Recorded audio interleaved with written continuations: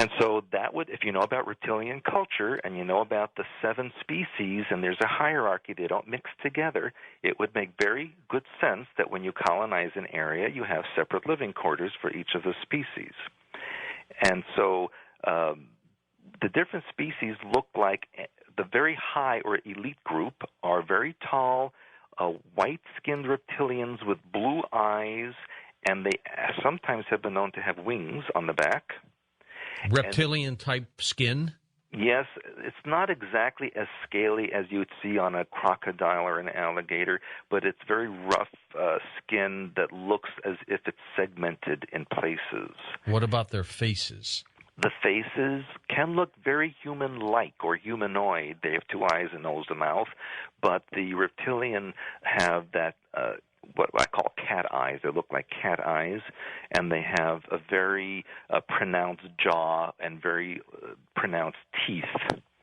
And they have very powerful bodies, especially the elite group, the top of the hierarchy.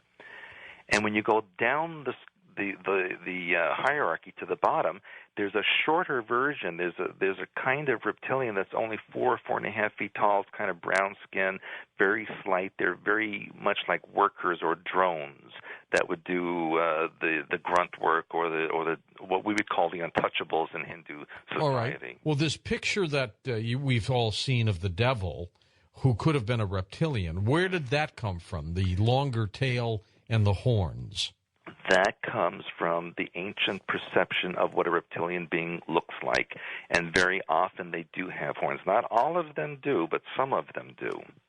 Maybe a senior group or something like that? The middle version, there's a warrior caste that tends to have the horns, and they're very bulky, very aggressive.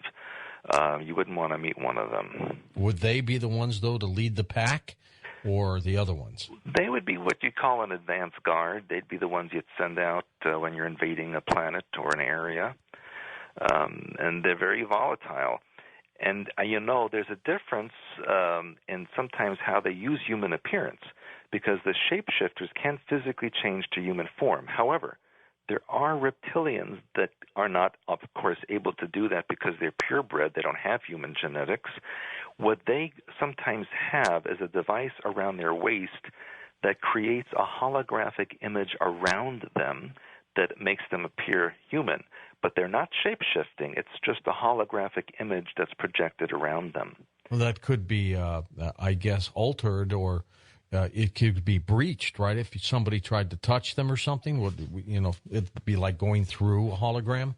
Yes, and I did witness that in Montauk Project, because there were reptilians occasionally there, but these were not shapeshifters. These were real 100% reptilians, and in order to not terrify a lot of the people, they would sometimes use this holographic image around them. Do you believe that the Illuminati, the power brokers on this planet, the very wealthy families, that they could be from this reptilian strain? They are. In fact, the Illuminati are made up of 13 ruling families, and all of them can trace their ancestry to the hybridization program that really went back to the Sumerian times.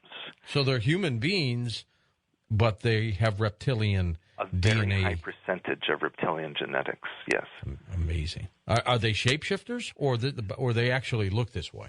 Some are. Not all of them are shapeshifters. It depends on the exact 50-50 split of genetics. So there are some who do not shapeshift, but still are in the elite group. And the reason they call themselves blue bloods is because reptilian blood has a very high copper content. And when copper oxidizes, it looks like a blue-green color. Mm-hmm. And that is why they've been called blue bloods over the centuries. Just last week I had a story of a guy who had green blood in his system. Oh, yeah, that was in Vancouver. Yeah. I mean, could he be? Well, you see, here's what's happening now. They're very methodically releasing information about this to the public. And this is one of the stories. Now, the cover story to that was the man had some kind of disease where his blood would not accept oxygen. Right, exactly. Well, hello, if that was the case, he'd be dead. He wouldn't be operating on him because he would have no oxygen. The cells would have died. So, of course, that was just a cover story. You know, if he had green blood, and, of course, in the article that they mentioned, the Canadian Free Press, they compared him to Spock on Star Trek. So there's, again, the alien connection that the conventional media is giving out to the public.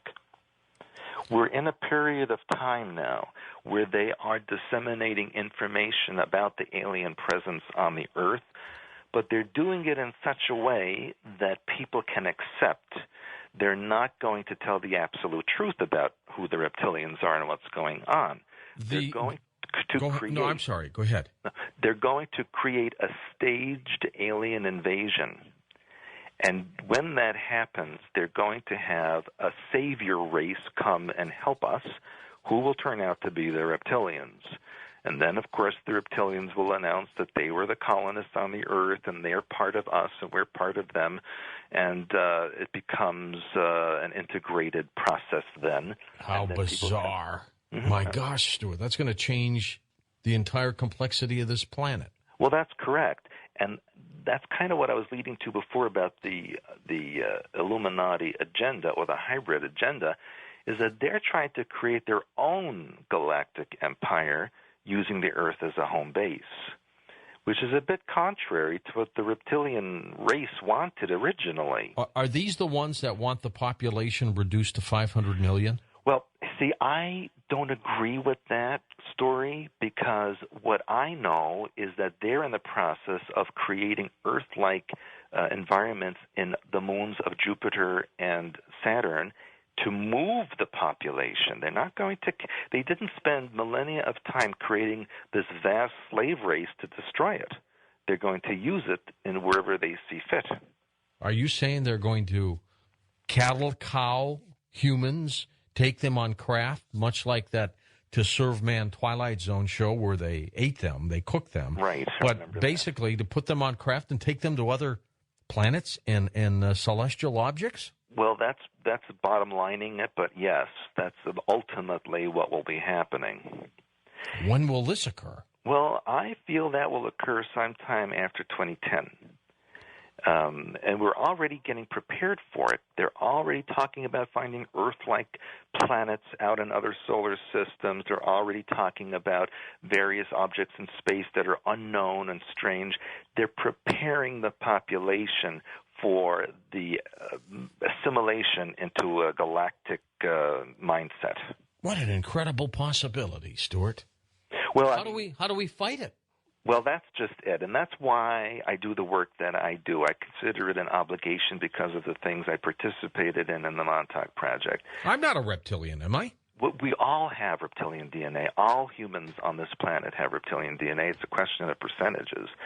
Most humans have between 10 and 15% reptilian DNA. That's why we have a lymphatic reptilian system. We have skin that wrinkles and peels. We have a lot of reptilian characteristics in our bodies, and that comes from that hybridization that occurred eons ago. So, yes, we're all part reptilian.